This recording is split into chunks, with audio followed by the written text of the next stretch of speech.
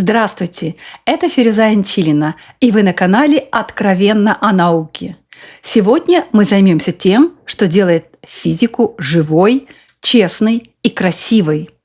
Мы посмотрим на фундамент науки, на то, что отличает гипотезу, которая меняет мир, от идеи, которая так и остается только словами. Что такое научная гипотеза? Вы когда-нибудь задумывались, что делает гипотезу научной? Большинство скажет, это просто предположение. В принципе, да.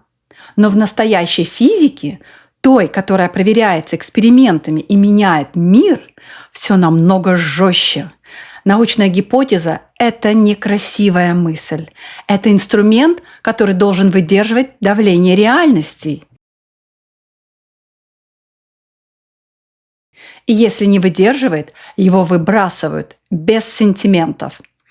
Любая гипотеза должна удовлетворять 3 строгим критериям, без которых вообще не имеет права называться научной.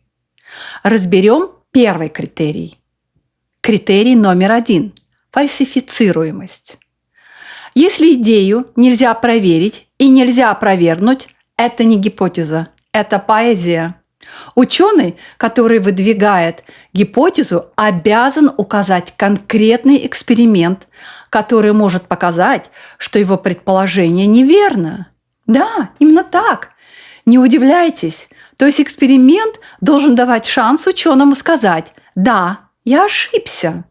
Если такого эксперимента нет, значит, автор просто не понимает, что утверждает. Пример. Когда Майкельсон и Морли проверяли существование мирового эфира, они рассуждали так.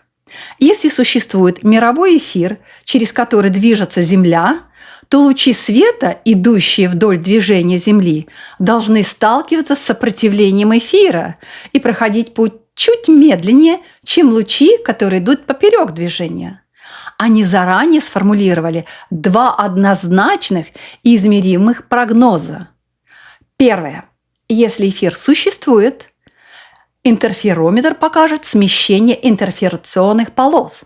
Второе. Если эфира нет, смещения не будет, то есть прибор покажет нулевой результат. Что такое нулевой результат? Это простой и четкий вывод. Ожидаемого эффекта нет вовсе. Интерферометр не показал никакого смещения полос, ни малого, ни даже едва заметного. А раз смещения нет, значит, не подтвердилось то явление, которое должно было его вызвать. Эксперимент дал именно нулевой результат. И Майкельсон с Морли признали это открыто, хотя многие физики того времени ждали обратного. Вот это и есть настоящая наука. Честная проверка и готовность получить ответ «нет». Гипотеза без риска быть опровергнутой уже не наука, а догма. И вот это то, что отличает настоящую науку от догмы. Гипотеза обязана рисковать.